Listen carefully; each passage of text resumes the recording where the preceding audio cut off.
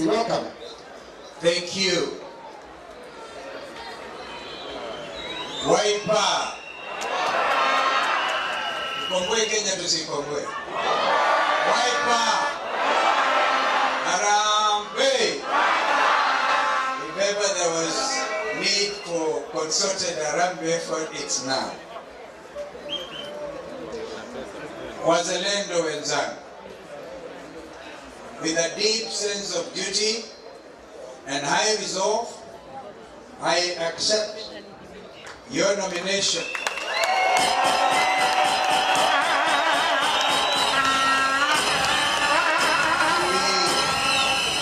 be your presidential candidate for the election scheduled for 2027.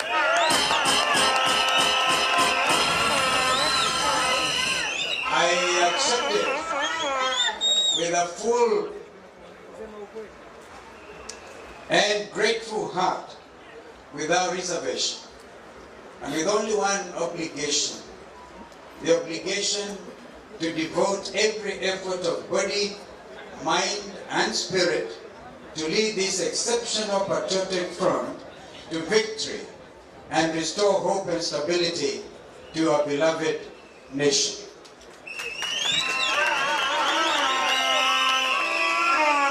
Let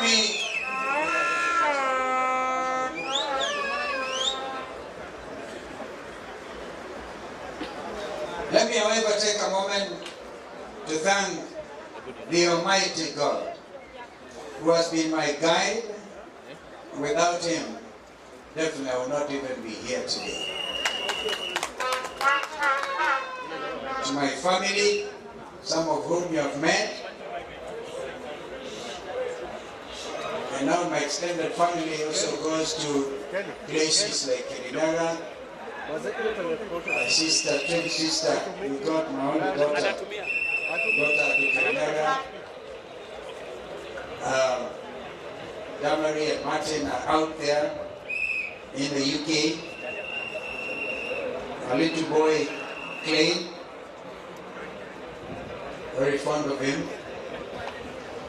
Ken and Mama Pauline and Kevo and Sumudi. That's a Kamba way of doing it. Can't mention my daughter-in-law by name. So that's her name. I think that name was given to her by two distinguished ladies who are here, Mama Rose Museo and Dr. Irene Kasau. To my friends and family,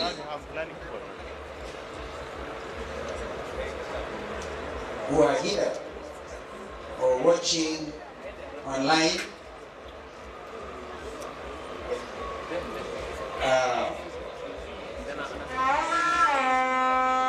what I'm about to say is very personal, very deep.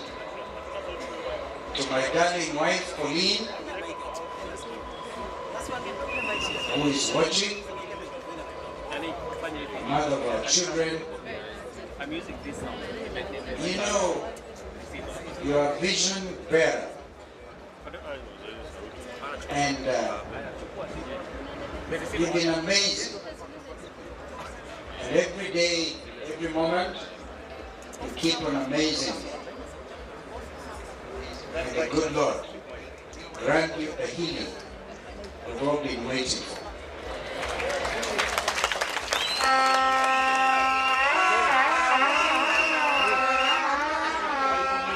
To our fellow citizens, including those in the diaspora, wazalendo wenzetu, mambo mahala popote mlipo, we have come of age as a nation. To the international community present here today, I acknowledge your presence, members of the diplomatic corps, those who are here personally sent representatives. We thank you your true partners in this journey of having a stable nation among the community of nations. Well, Deputy President, Brother Rigathigachagua,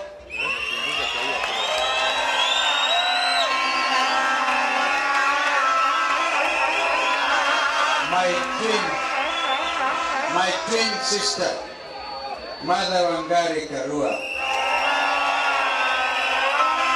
my young brother Eugene Wamalwa,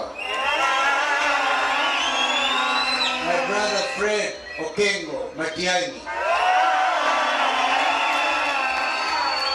Speaker Emeritus, one of our most distinguished Kenyan leaders, our brother J.B. Mutahi. I really commend you for writing that wonderful book. Every Kenyan who cares about his country should read J.B. Mutahi's book, Calling the Country to Order.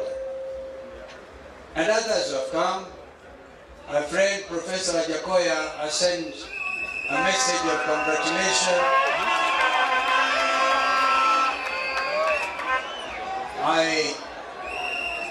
Our friend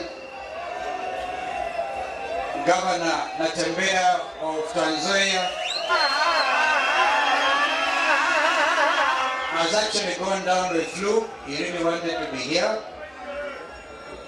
Thank you for coming here as our special observers. And I want to recognize Engineer Maina, who is also representing our brother Governor Peter Munya.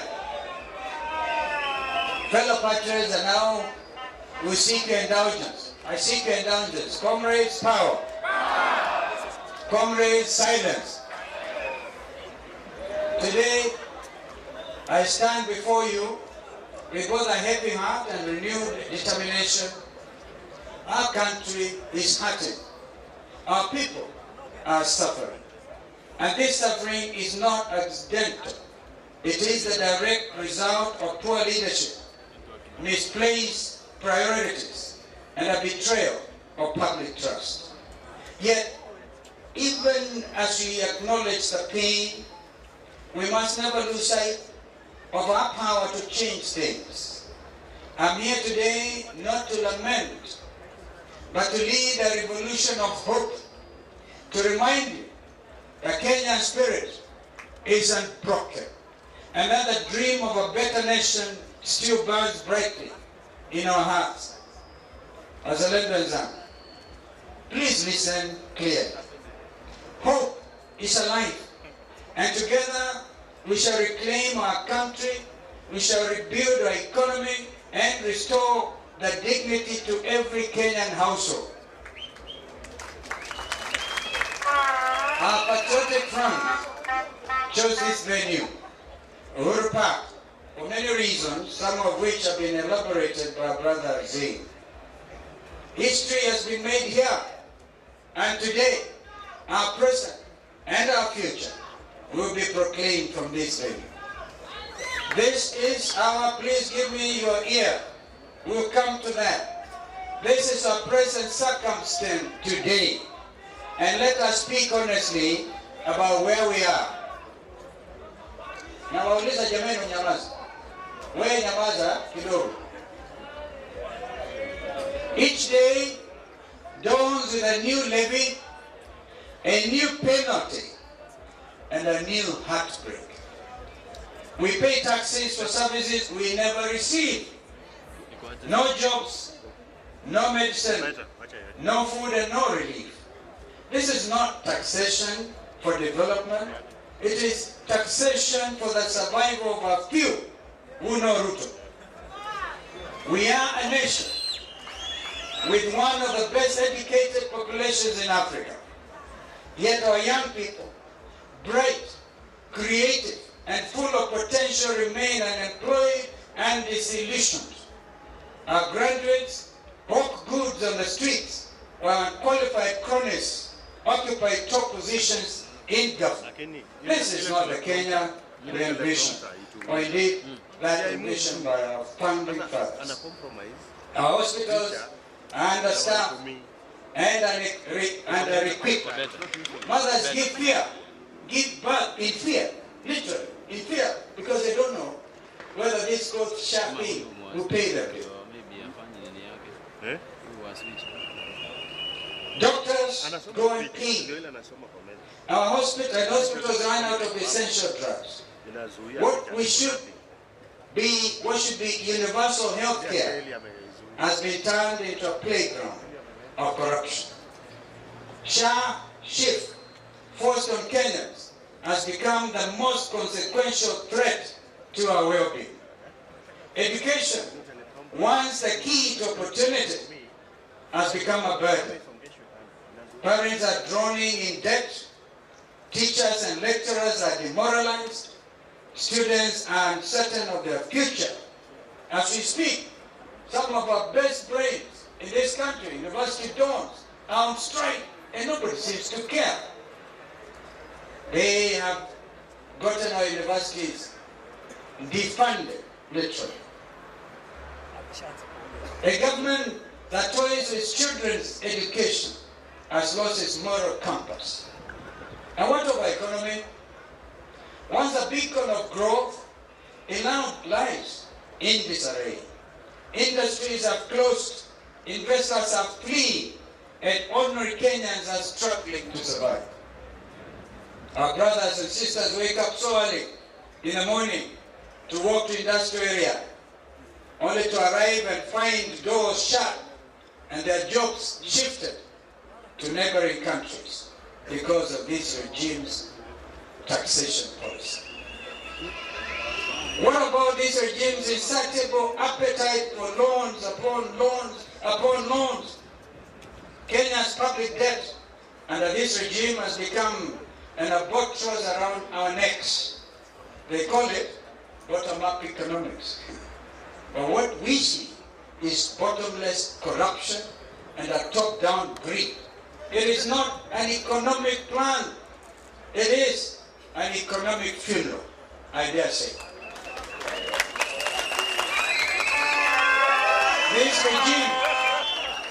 This regime has attempted to capture all institutions to do their unconstitutional bidding. They have captured Parliament, and that is why today it stands impeached. They have tried to capture the media, and today we thank the majority of the press for not bowing to that pressure. That's why you are here today. We are very proud of it. They have attempted to capture the judiciary. We ask you not to cede to this nefarious regime's attempt to undermine you, for justice and truth are the common ties of society. One still is this regime's 3-year dismantle of our celebrated diplomacy. They condemn regional insecurity and neglect of the international community, all while they are linked to its escalation of wars in our region, the Democratic Republic of Congo, the Sudan in particular. This regime sells arms, and hear me Kenyans, because it's a day to speak the truth for what it is. This regime sells arms and gets illegal gold in return. Honestly, what you are witnesses to is a horror movie directed by a know-it-all director who is a star and the supporting cast of his own show.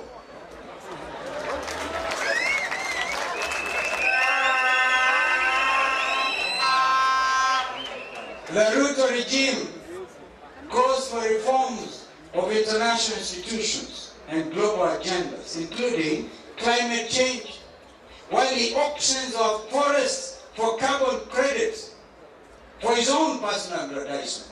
Kenyans must know this. Even our forests, our national parks, are up for auction. The very oxygen we actually breathe. Most heartbreaking of all is the plight of our young people, the Gen Z generation, bold, creative, and courageous, took to the streets to demand justice, to demand jobs, to demand dignity and accountability. But their voices on June 25th, 2024 were met not with dialogue, but with bullets and intimidation. A government that silences its own children has lost the right to lead. But I stand here to tell you, we are not doomed. Kenya can rise again, and Kenya will rise again. Under a patriotic administration, and together with our partners, we shall build a nation that works for all, not for a select few. We will deliver a 24-hour economy that ensures all of us are part and parcel of growing our basket, and together we shall lower the cost of living. Cost of fuel and electricity must be lowered if we are to get these jobs back to our industry, if we are going to yet again attempt to industrialize our country. Transformational projects like the High Grand Falls Dam that will generate 700 megawatts of electricity, a Vision 2030 project under Kibaki and ourselves, must be activated, not rutopreneured.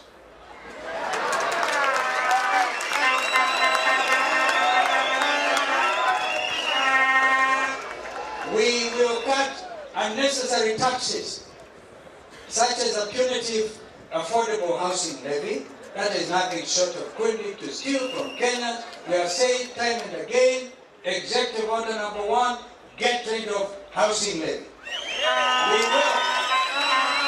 We will have an affordable, relatable, and predictable policy that not only addresses our challenges but also considers the vast opportunities in manufacturing, in agriculture, in education, and in blue economy. Our economy will be driven by innovation and integrity, not corruption and coercion. We will create 3 jobs for the youth. Every county will have a functional youth enterprise fund. Remember, youth enterprise fund swept under the carpet. Which will be transparent and theft-free. We'll establish technology hubs, create centers, and local industries to absorb young talent. Professionalism, not rutoism, will get you a job.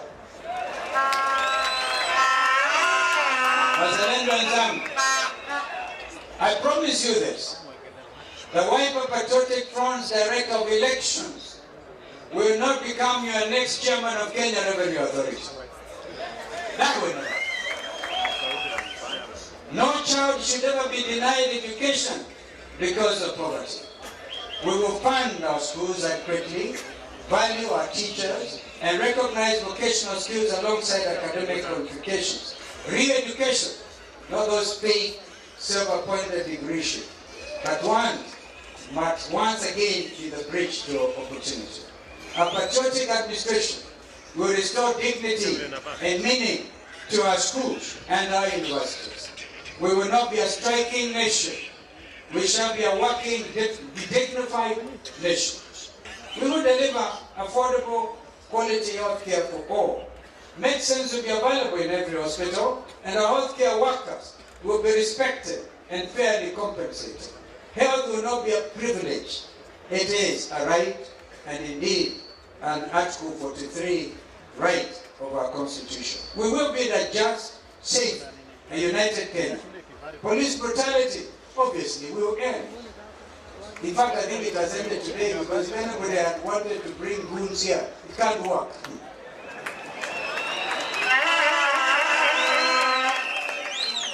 No more abductions, because those are terrible, and no more fear. We'll unite Kenyans across all communities, because a divided nation indeed cannot prosper. These are not empty promises. These are concrete plans, practical, people-centered, and achievable. This is what a KALONZO-led administration will stand for: justice, opportunity, dignity, constitutionalism, and the rebirth of this nation. My brothers and my sisters, the time for lamentation is over. The time for excuses is gone. The moment for change is now. This movement is not about you, the people of Kenya. It is about your families, it's about your children, about your children's children, and the future of this nation. Ruto ordered you to be shot, not in the head, but in the legs, because you dare to exercise your constitutional rights. I urge you, fellow Kenyans, and the Gen Zs, and the young Kenyans, I urge you today to shoot Ruto at the ballot.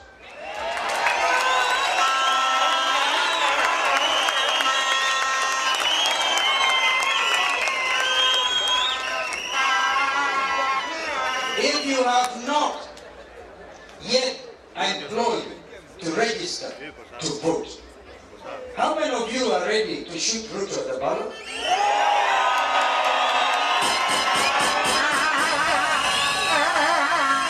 This is what will make Ruto one term. Komboa Kenya. Komboa Kenya. Harambee. When we rise together, no mountain is too high. When we rise together, no government can suppress us. When we rise together, Kenya will rise again. Are you ready for change? Are you ready for justice? Are you ready for a better Kenya? Then let us rise up together. This is a moment. We cannot allow despair to kill our dreams, no exceptionally corrupt and insensitive leadership to steal our future. We will build a Kenya where leadership is honest, justice is real, and opportunity, as I said, is equal. We will build a Kenya where every child is safe, even in our own living room. We will in honor and remember Bridget Jogi, who was shot by a police bullet in Kiambu, sitting by her parents' living room, watching television. And she got killed, shot. So even our living rooms are not safe. I salute our farmers, our mama boggers, and our border riders. The border riders actually escorted me this morning. Thank you. The true backbone of this country. I celebrate our youth, the beacons of hope will keep faith alive. From Lamu to Kiambu, from Isiolo to Bungoma, from Nairobi to Kisumu, from Wote to Turkana, from Naraka to Kajiado, from Mombasa to Meru, and from Sugoi to Sekuru. We all deserve dignity, justice, and honest leadership. Together, we shall bring it to life.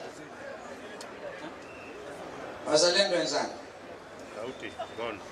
the Wiper Patriotic Front is ready. Our united coalition is ready.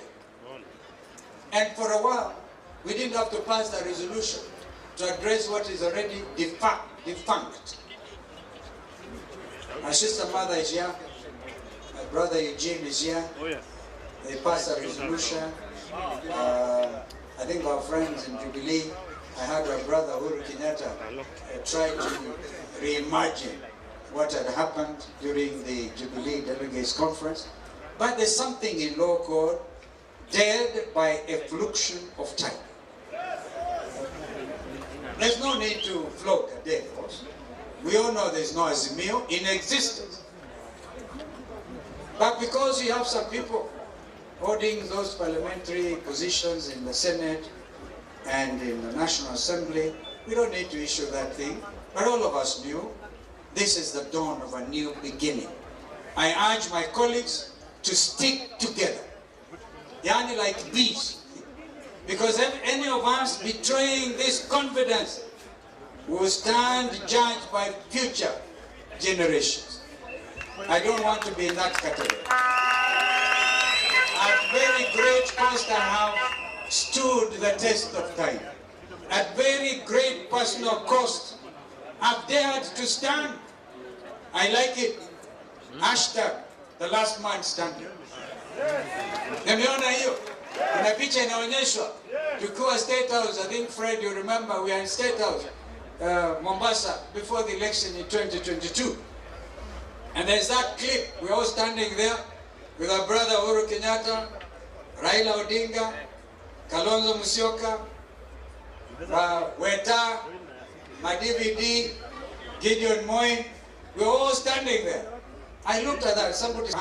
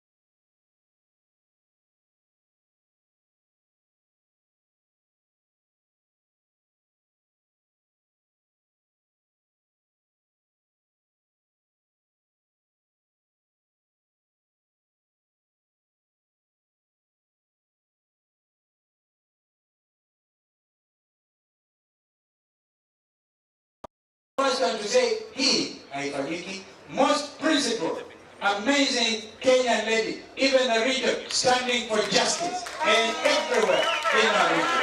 My sister mother, I'm very proud that you call me your political team.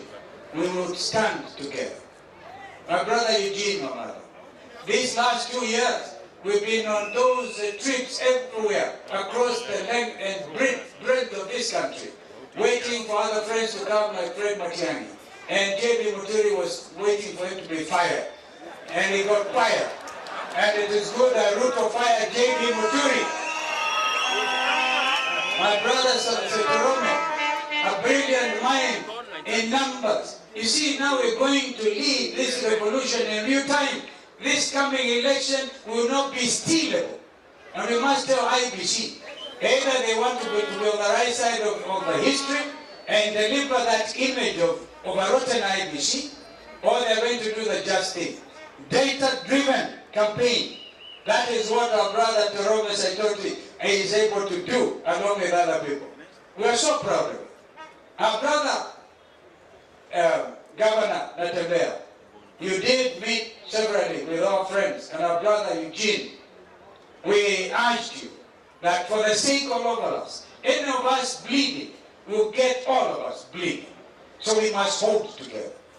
Allow me to thank our 3 governors from makwiny, Machakos, and Kitui for standing strong. For standing very, very strong.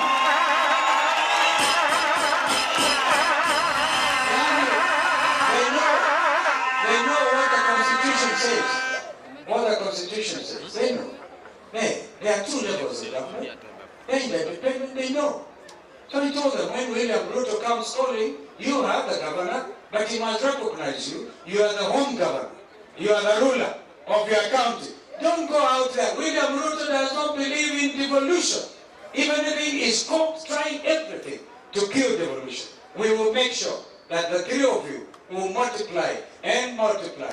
God willing, when we take the count in 2027, we shall be more than 30 governors in this, so that we can save our country. I want to thank our members of parliament. If you can please stand. I'm very proud of those teams. That team, they refused to patiwa pesa na briefcases. They stood. I can see a lot of you others are going to join Wiper Patriotic Movement because of you. So we celebrate you. We celebrate you. Our MCA, if you could please stand wherever you are. Never mind the confusion once in a while. Governor Douglas Dilo, you are smart here and you know how to hold the ground. Thank you for putting the question and for endorsing my candidate. May God bless you. The people of makwiny, the people of Kitui, the people of Machakos, and we have MCA, the people of Taita Taveta, the majority leader is from Taita Taveta. We thank you. We even our deputy leader all the way from the dam, Farah Mahali. Of course, he has since resigned willingly. We wish him well wherever he goes, wherever his political journey takes him. I'm not the type of person to wish anybody ill. And all other MCAs, you have somebody from Busia and others, and Nairobi. Hey, Mheshimiwa Mawada and the teams here, we thank you. We really recognize you. Yeah? So, Nyamira Kisi, whoever has imagined Wiper is a regional party is absolutely wrong. But I want to give you one promise. Today, this front will grow in leaps and bounds. And together with our partners, we don't want to call ourselves at a united opposition. This is a government in waiting. This is a government. I want to recognize you, all of you delegates from Mashinani, wherever part of the country you come from. I have a little daughter called Nadi Girole. Nadi, I think you speak out there. That little girl, our late father was a candidate for Isiolo North one time, when we were ODM Kenya. She is sharp. She's grown. And the tutelage of my wife and also KALONZO Musyoka Foundation. We have tried to reach out to every corner. That's my daughter. So, ladies and gentlemen, I want to thank you. I know that Mother has to leave about now. With everybody's permission, I think the Master of Ceremony will take over. But maybe allow Mother, when the rest of us address, they are the super delegates, they are Fred. Oh, Fred, you also want to talk here? They are the super delegates. So we allow Mother and Fred, the JB, Terome Saitoti, and the chairman of PNU, engineer, will all go out there and speak. Our brother Rigiji, those people cannot wait to hear you. And we'll take a break after this, allow what the Master of Ceremony will say, and then together we'll talk to the super delegates. I thank you. May God bless you. May God bless Kenya. Thank you.